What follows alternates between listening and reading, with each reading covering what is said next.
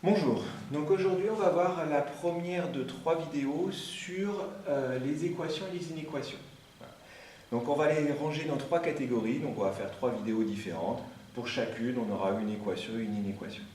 Donc la première chose à faire, c'est déjà bien de repérer de quel type est l'équation pour choisir la méthode qu'on va utiliser. Vous avez vu différentes méthodes au cours du collège et du lycée, il va falloir choisir les différentes méthodes.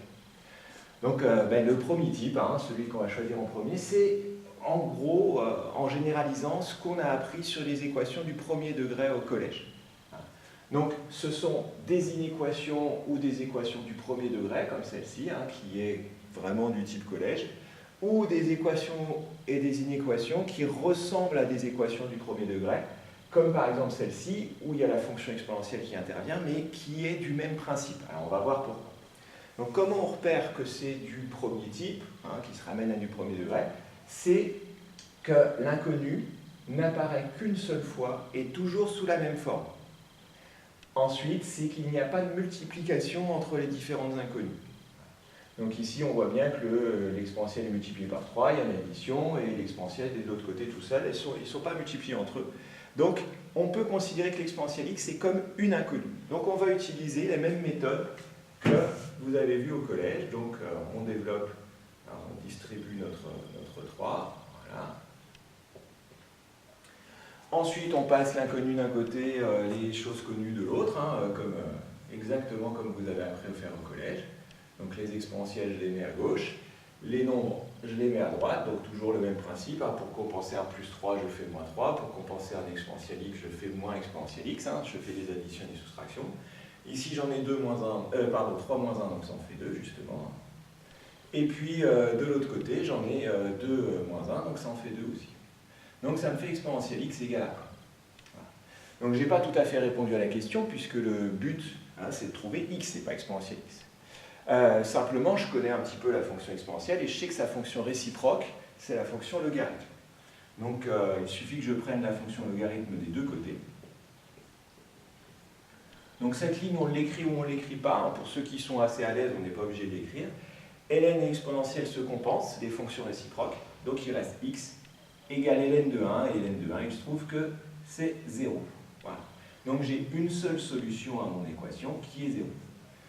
Ça veut dire quoi? Ça veut dire que si jamais je remplace le x par 0, mon équation va être vraie. C'est-à-dire qu'ici j'ai 3 fois 1 plus 1, c'est-à-dire 6, égale à 1 plus 5, c'est-à-dire 6. Si j'essaye avec n'importe quel autre nombre, on peut les essayer tous, ça ne marchera jamais. Il n'y a que celle-là qui fonctionne. Donc j'ai bien résolu l'équation.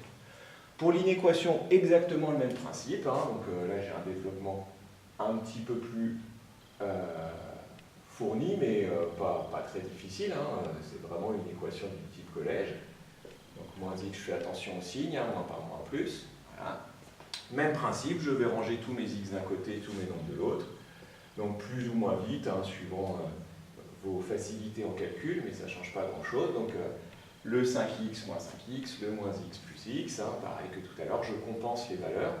5 plus 1, moins 3 et moins 2. Bon, je peux les regrouper si je veux de tête et puis écrire moins 5, ça comme je veux. Donc les x, j'en ai 3 moins 5 plus 1, donc ça fait 4 moins 5, ça fait moins 1. Et puis les nombres, j'ai 5 et moins 5 qui se compensent, donc plus 1. La seule originalité des inéquations, c'est quand j'ai ici un nombre négatif, quand je fais une multiplication ou une division par un nombre négatif, donc là je vais diviser par moins 1, puisque je divise par le coefficient qui est devant, je change le sens de l'inégalité, puisque quand on regarde la droite graduée, si jamais on a un nombre, par exemple ici, qui est donc plus petit que 1, c'est-à-dire qu'il est situé ici, son opposé, puisque c'est l'opposé de moins x, c'est x, lui, il va être plus grand que moins 1. Voilà, il se retrouve symétriquement, ça fait vraiment une symétrie. Voilà. Donc du coup, quand on multiplie ou on divise par un nombre négatif, on change le sens de l'inégalité, on ne l'oublie pas.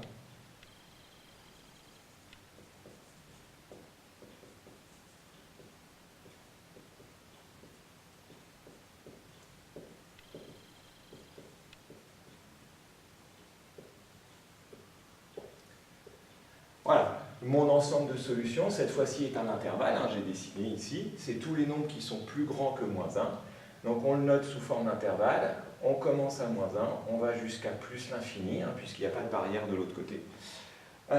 En plus l'infini, c'est toujours ouvert. Et puis ici, comme je n'ai pas mis de égal, le moins 1 ne doit pas être dans mon intervalle. Donc je fais un crochet vers l'extérieur, je ne prends pas le moins 1. Voilà, c'est tout pour cette première vidéo. On se retrouve pour la suite.